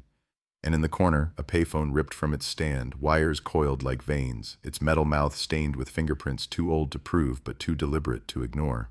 "Community shocked by new revelations," the headline screams, but shock isn't the right word, it's dread, thick and sinking because the county begins to count. How many names never made it to missing person files? How many families folded laundry expecting their daughters home, never knowing their faces lived in a shoebox in a shack by the reeds? Hart pores over the evidence with sleepless eyes. He finds dates marked in 1993, 1998, 2001, but he also finds circles in years after, 2007, 2012, even 2016. He feels his pulse falter. The tide didn't stop with Lila. The tide kept breathing, steady, hungry, taking more.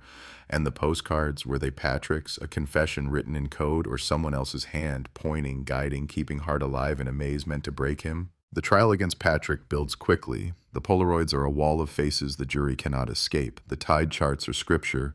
The shoeboxes are coffins. The lighter, the ring, the purse, all woven into a pattern of ritual. Prosecutors speak with certainty now. This is no longer a cold case, they declare. But Hart knows the chill hasn't lifted. It only seeps deeper. The mother attends every hearing, her hands folded tight, her gaze nailed to Patrick as though staring long enough could summon the truth. The father sits stone still, his silence a weapon sharper than words. Connor appears once, in the back row, eyes on his cousin, face unreadable. When Patrick is led past him in cuffs, Connor leans forward, whispers something too soft for microphones. Patrick doesn't flinch, he doesn't even blink. Hart wonders if silence is their true language, passed like coins from hand to hand. He wonders if Connor's acquittal was not an accident of law, but part of a pact that runs deeper than paper, deeper than evidence, deeper than tide.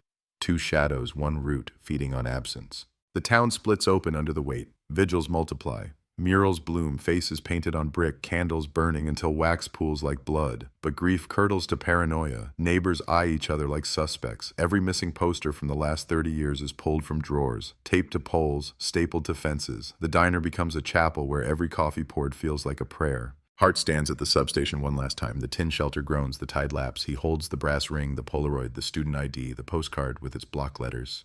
He thinks of all the women who left shifts, locked cars, stepped into dark and never stepped back. He feels the tide in his chest, steady, heavy, close. And in that moment, he knows the story will not end with Patrick in chains.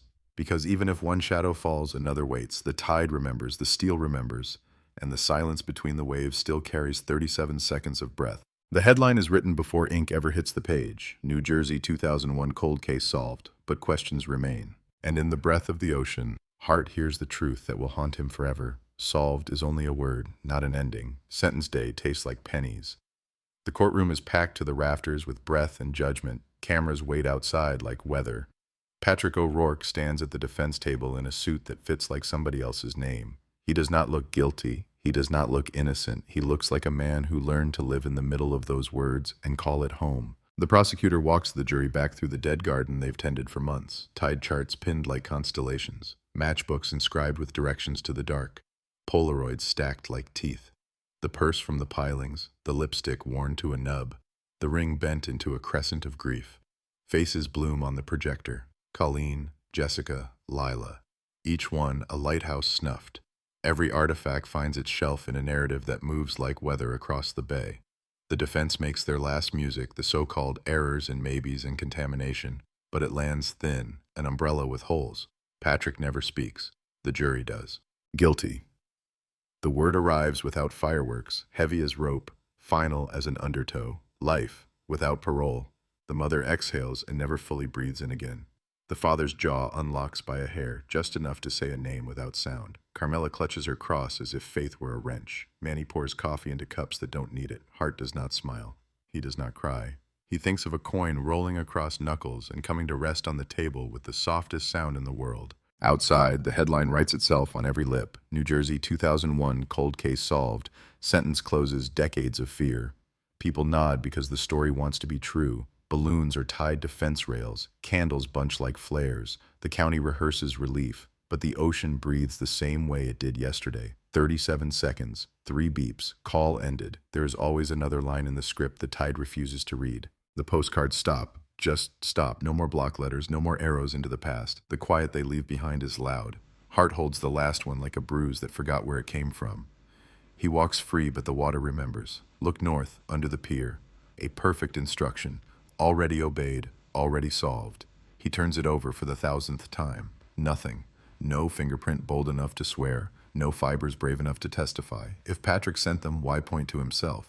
If Connor sent them, why at all? If a witness sent them, where did they go when the county learned to applaud? Hart drives the loops one more time because ritual is a kind of weather too. Route 9, the diner, the payphone that isn't there anymore. The causeway, the ramp, the tin shelter with its rust aria. He parks and listens.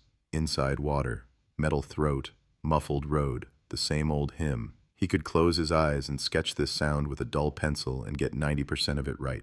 That last 10% is where everything lives. The breath, the clink, the human weight inside a noise pretending to be weather. At the Marsh Shack, evidence tape fades to the exact yellow of memory. The house is empty, inventoried to bone.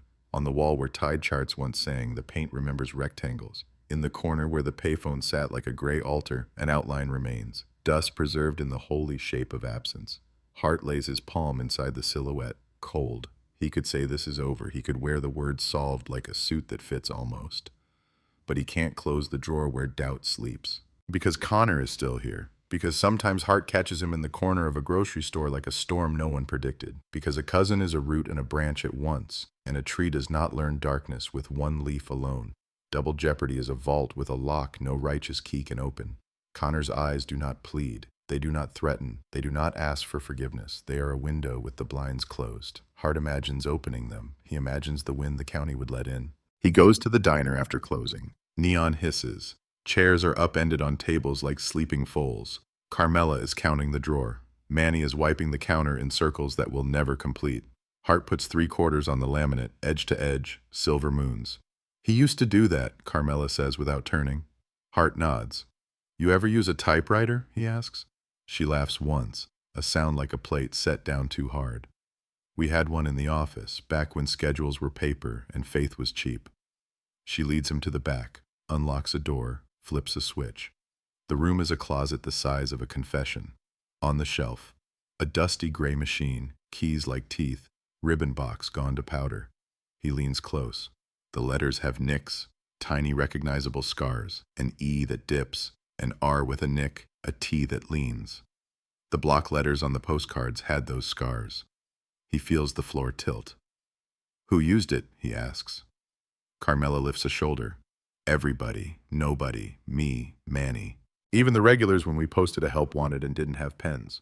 He takes the typewriter. He asks the lab to marry its scars to the postcards. The lab hums and pronounces a maybe so delicate it breaks in his hands. The machine could be the father of those letters. It could also be their brother.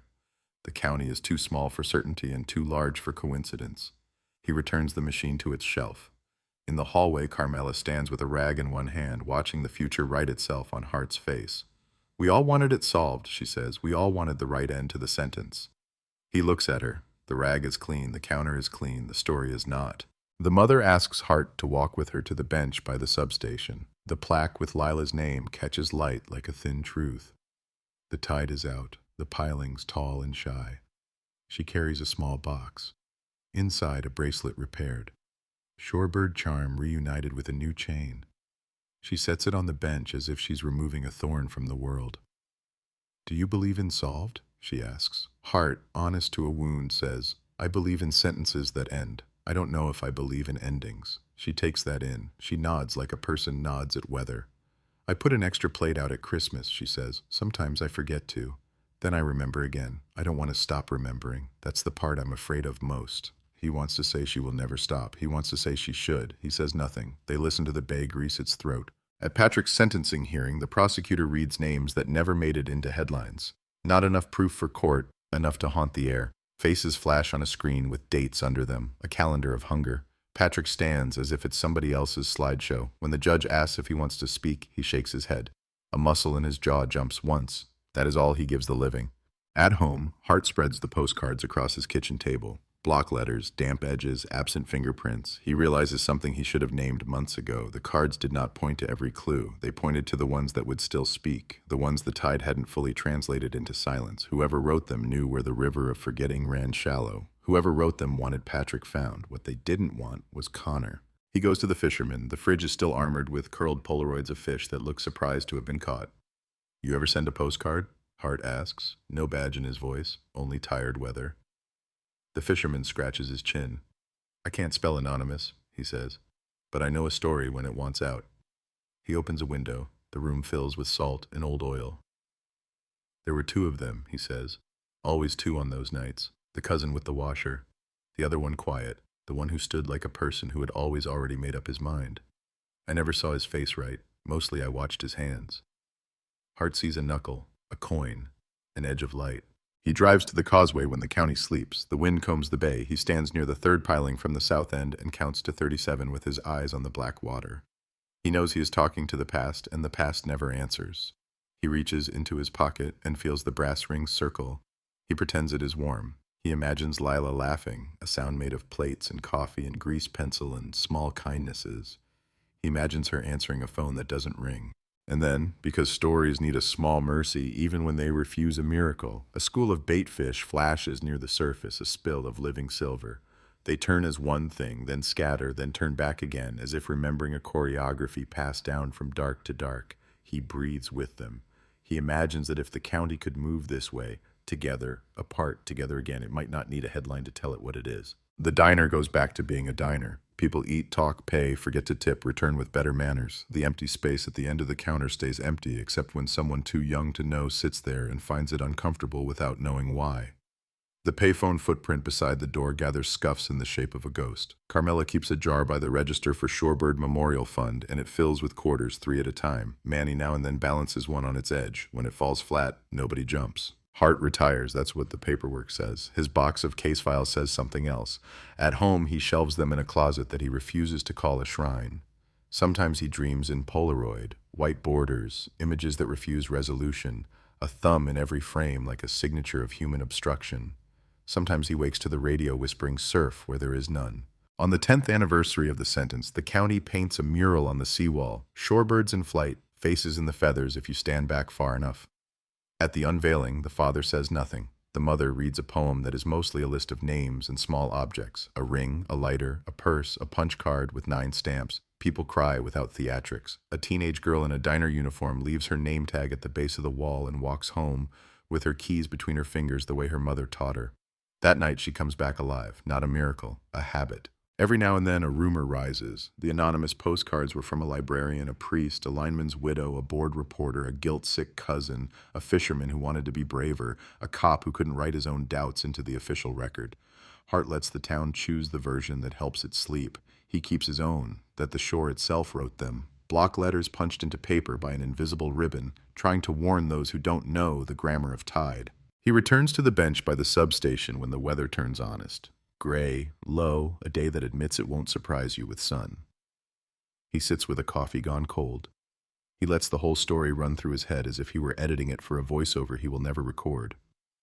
The payphone hum, the coin, the 37 seconds, the one right turn, the Polaroid with a sliver of exit 63, the charm in the sand, the jacket in the reeds, the purse in the pilings, the shoeboxes in the shack, the typewriter with a nicked E, the quarters rolled clean, the ring bent into a crescent, the verdict that made people clap, the doubt that never learned applause. He ends the script the way the ocean ends its sentences, by beginning again. When he stands, a gull lands on the tin roof and scolds him for sitting too long in one story. He laughs because the sound it makes is ridiculous and holy. He leaves 3 quarters on the bench, not as a tax, not as an omen, but as a punctuation mark that lets the next sentence breathe. The wind tips one over. It spins, bright, stubborn, then rests, softest sound in the world. Back in town, the neon takes its own pulse and decides to live. The diner door opens, somebody orders pie, somebody says goodnight like a promise. On somebody's fridge, a magnet holds a picture of a girl smiling into a future that did not include a headline. In the house with the clean windows by the marsh, dust settles on everything exactly as if the past were not a living animal at all. The ocean breathes, steady, heavy, close. Somewhere a phone rings in a dream where it never rang in life. 37 seconds, 3 beeps, a click that could be a coin or a confession or just metal remembering the warmth of a hand. Solved, the county says with a voice that needs to believe itself. Hart walks home under a sky blank as paper, and for once he lets the word pass without correction. It is not a lie. It is not the whole truth. It is, like everything we say to survive the long dark, enough for tonight. And in the dark beyond the seawall, the shore holds its hunger the way the living hold their love, openly and with no promise it will be satisfied. The tide turns. The water writes the only headline that never ages, across sand, across bone, across memory. Then it takes a breath and smooths it away.